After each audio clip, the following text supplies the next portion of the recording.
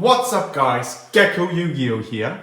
Today with a super spicy and super nice deck profile from someone really good at Yu-Gi-Oh. He's also quite famous for being a trader at most events. Maybe you saw him one time, mostly not at top tables or something, but he made it at the HDK with over 200 players to top 16 with a very cool deck. So, small introduction, who are you? Hi, my name is Hung. I made it to top 16 at the HDK event. And yeah, I would like to present you my deck I played. It was Trickstar Sky Striker. It's nothing that special. It's just old and most of the people didn't expect to see those cards and didn't know those. So I was just lucky to get this far. Okay, then show us just straight up your deck list. It's super cool. I would like to start with those most important cards in my decks. Those were 3 Lockbirds. Okay. Those cards won me so many games. Is that an ulti? Yeah, it's in ultimate. Nice. Yeah.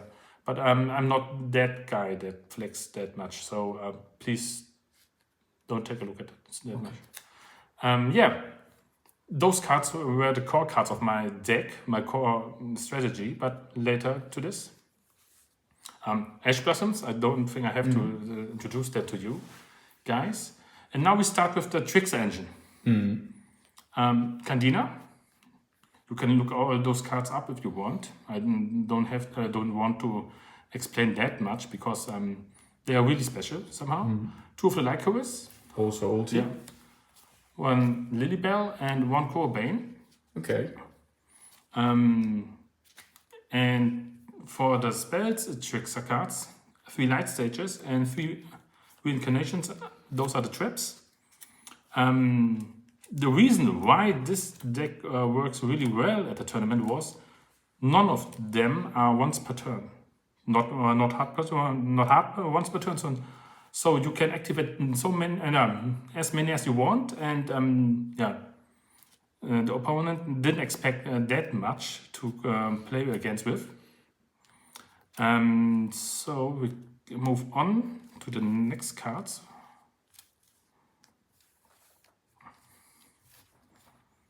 Those are the Sky Striker engine. So I played 1 Afterburner, 100 drones, 2 different engages.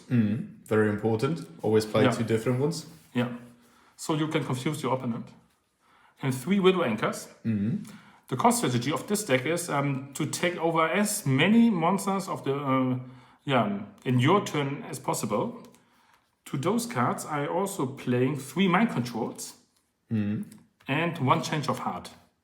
Nice. If you want to say, okay, there are more cards you could play to take over monsters, so we got 2 more talents.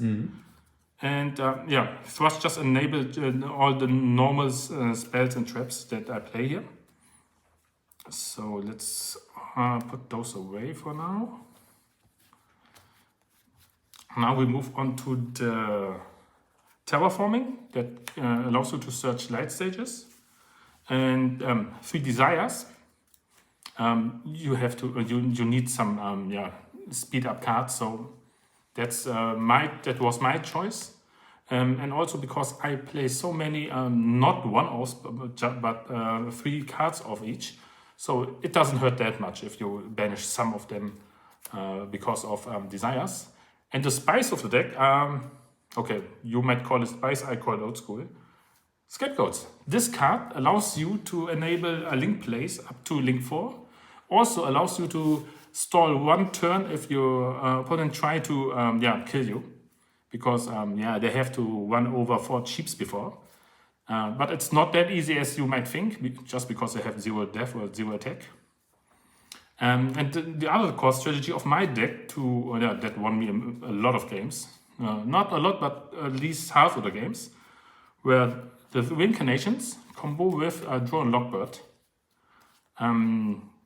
The combo here is just in case your opponent just have to add 1 card, and usually you activate draw to stop them to add the cards for the whole turn. In this case, In this case, you after he adds something, after resolve, you just activate one coordination and change the draw and knockbird. Reincarnation said that you have to banish your whole hand and draw the same number again. But after this, if you change draw, they have to banish all the cards, but they can't draw cards afterwards. So yeah, they have 0 cards in their hand, and that won me a lot of games. That's good. If your opponent can't play with any cards in his hand, that's a good strategy to follow. Yeah. Now we get to the extra deck, the small striker link package, just for the link plays. There are times when I use Hornet drones to get into Kagari. There are times that I add back the Hornet drones, summon the Hornet drones again to get with those cards into other link plays. For example, Nightmare cards. So, we were talking about the Nightmare cards. Now we get to the cards that I usually use with the scapegoats. Those are those two cards. You can summon them using the scapegoats. And after these cards, or with the tokens, you can go into different Nightmare cards. I don't think I need to introduce them to you. You know what they can. I don't think not everything, because there were a few opponents that didn't know that if these cards are calling, for example, in the Phoenix or in Cerberus, those calling monsters cannot be destroyed by battle or card effects. It helps a lot. It helps a lot in some cases. And now, now I'm going to show you some staples, link cards, as you know. SP Linite always helps. Access Code Dogger, because I can link climb really easy, and using scapegoats or using the opponent's cards after attacking them. A Star Slayer, Star Slayer. And because my deck, most of the monsters in my deck are light, I also play a liner, just in case. I didn't know who would know if it may work out. And because a friend told me that there will be maybe a lot of Fire Kings, I thought, a heater wouldn't be bad. And using the opponent's monster, I was thinking about playing all Charmers because, it depends on the deck I played again and depends on the cards I take from them. I can link into everything if I want. That was another story. Now we get to the side deck. I didn't think about that much about the side deck because I'm used to be more of a trader than a player. So I thought, I just mix up some cards. I just put them, I think, the cards in. I thought that may work out, may help me. To be honest, I didn't even use 50% of the side deck because most of my matches were about, was really fast and close to, I ended most of the games with 2-0. For me, but I still can show you. There were 2 sphere mods, 2 Panker drops. Could help in some games, but those are the only cards I give some thoughts about because I was scared. To play against anti-spell fragrance because about 70-80% of my deck are spells and traps. It would kill me instantly. And now some frost targets. So we got a Dark Hole No More, a Herald of the Abyss, a Dark Hole, a Dimension Barrier, and a Karma Cannon. And for the last 3 cards we got, I would say it, staple side deck card. Could use, you could use everywhere. So 3 evenlies.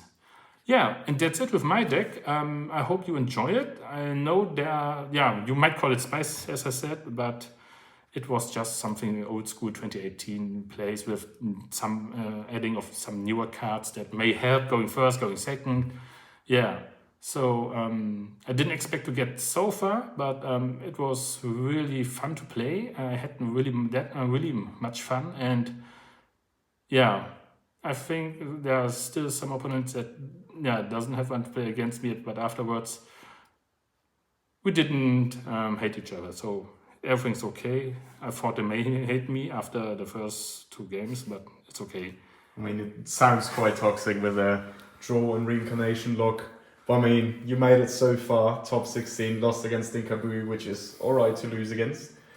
So yeah, thank you very much. Congratulations to your accomplishments. And do you have any shoutouts? To be honest, usually people are doing shoutouts to people they train with, they cooking with, or something else. I didn't even cook my deck. You would call it fast food, not really cooking. But yeah, I would like still giving shoutouts to the ones that travel with me. That would be Steven, Zio, and Murat. Yeah, and some people. Yeah, I think that's all for me now. That's enough, sometimes. That's enough. Thank you very much, and see you guys.